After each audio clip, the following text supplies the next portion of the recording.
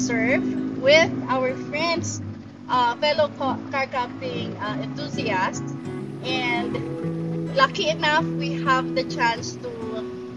They have allowed us to interview them, and here's Sir Glenn and Mom Joy.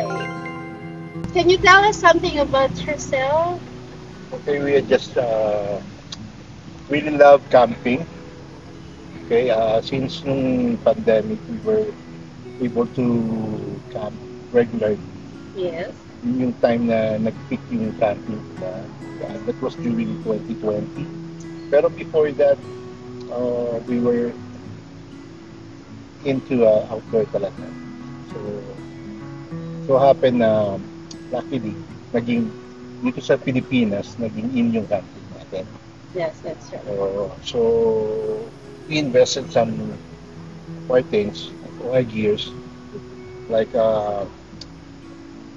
kumbaga, ito yung mga needs ng kailangan ng talagang inano namin na essential. Exactly. Yeah. So, yung mga gamit namin, we were bought it in a shop na yung sa friend namin, which is Gorilla Outdoors, tsaka yun sa Helvetica. Yeah. Sa Can Cafe, yun yung shop din ng friend namin. Anyway, we were born as kaming dalawang mag-asawa, more on adventurous, and andun yung eager namin makita yung beauty of nature. Yes. Actually, we were able to nagkakaroon kami ng magandang quality time for both of us. I agree with that. Yeah, pag nagka-camp kami, at the same time, nagkakaroon kami ng moments, kita kami dalawa lang, nagkakwentuhan, with a view of the nature, the greeneries. Kasi, di ba, sa Manila, medyo toxic na tayo sa mga kanya-kanyang trabaho natin. Like for me, I'm connected sa real estate, which is on sales. And she is connected in a beauty consultant, yung mga beauty products, actually may clinic din kami na pwedeng derma. Yes, client ako. Yeah. And then, syempre, we were able to have time for us. Yun yung the best doon. Yes. In spite of busy schedules, we see to it that we have time for us. And also, we would like to appreciate the God's gift for us in nature. Yes, that's right. We really love it. Yung car camping, would you consider it as compared sa hotels versus car camping? Alin ang mas na-enjoy? Before, nung hindi pa ako na-introduce sa camp, na-enjoy ko yung hotel. Pero, na-realize ko when I started camp, most of the time, pag nasa hotel ka, nasa loob ka lang ng room. Aircon ka, kakain ka. It's a different, it's a different experience. Like, ito, natutunan mong, to be one with nature. Yes. Sure. Sir Glenn, sa mga equipments, like, this is really a beautiful setup, di ba? Talagang, looking at it, even just looking at it, enjoy mo na agad ang camping, di ba? Versus yung, siyempre, pag pumasok ka sa hotel, di ba? Enjoy mo, pero alam mo na hindi iyo yung mga gamit na nandun.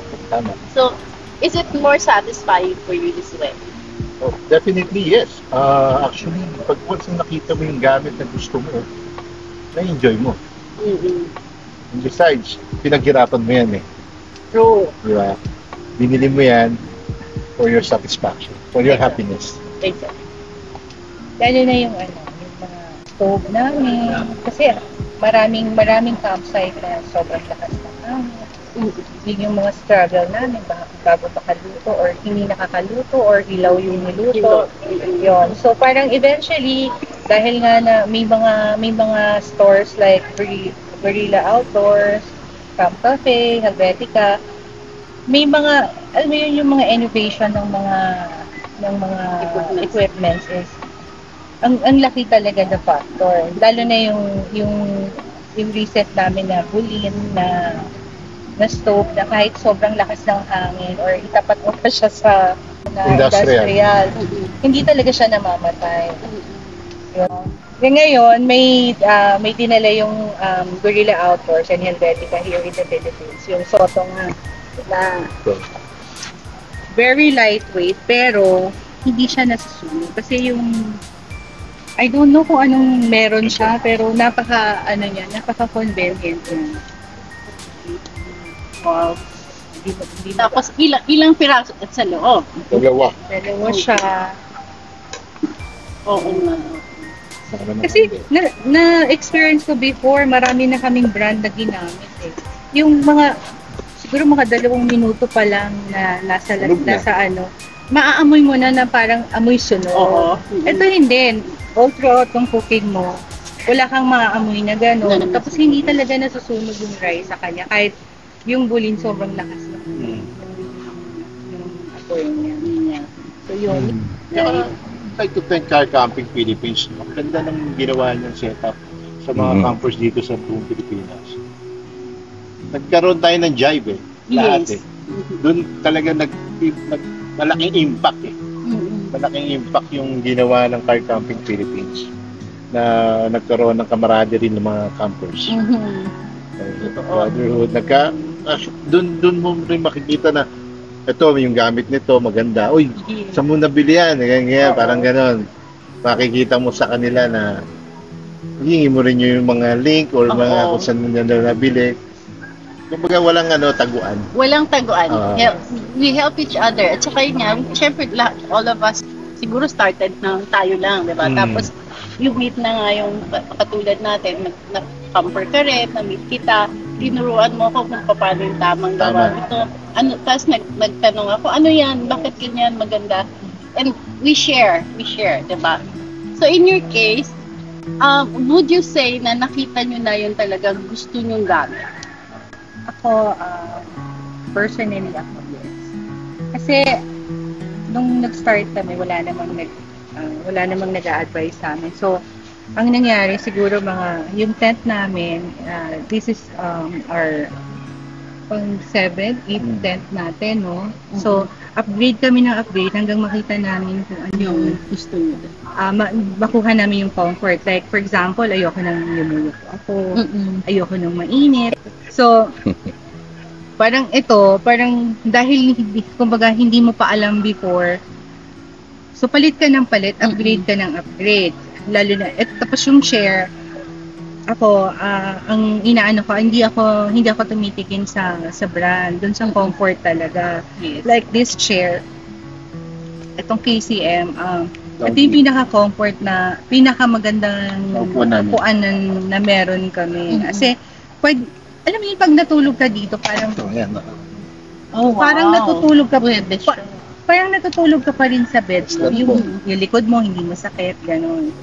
Yeah, tapos recently, parang kakapalit lang namin ng bed namin.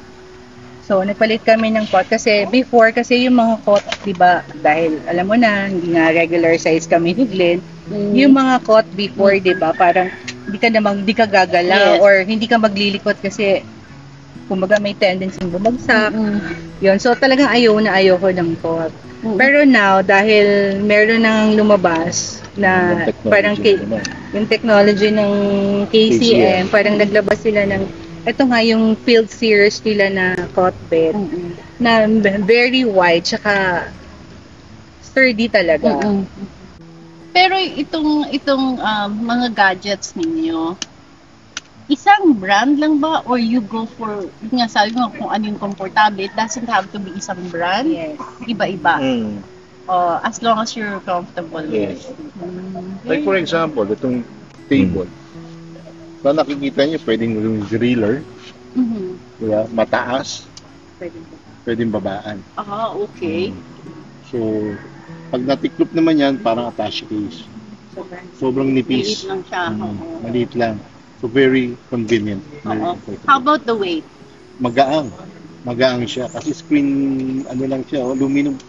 Okay. Oo. Hindi kinakalawang. And what's the brand for This is KZM.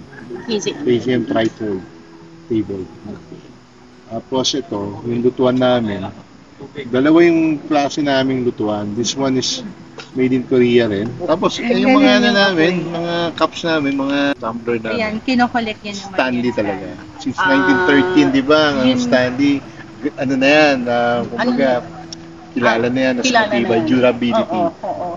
Yun ang Even inaano naman before namin. yung Aqua Plus ngayon, parang ngayon lang din Yun pumapasok lang na, yan, pero eh. Stanley. Stanley, ano yan. Stanley talaga nga. Brand na yan. oh. Brand na yan eh. Ayan.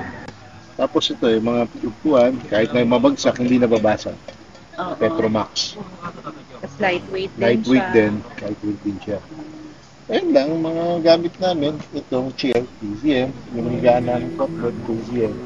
Slab chair, KZM. Small chair, KZM. Tapos itong tent naman namin is Opwick. from Tessie Opu. By Tessie. Quick by Tessie. But what I see is that for younger people like you na kayang mag-set up, it's actually a good exercise and fulfilling once na na-set Sobra. up mo. Hmm. Sobra Lalo yung na siya. fulfillment mo, Sobra di ba? kasi. So, it helps with your mental health, di ba? True. So, hindi alam ng tao, kala nila camping lang yan. Kaya, it helps with your mental health because it's fulfilling na makagawa ka ng bahay mo. Although it's just a temporary shelter, pero bahay mo siya.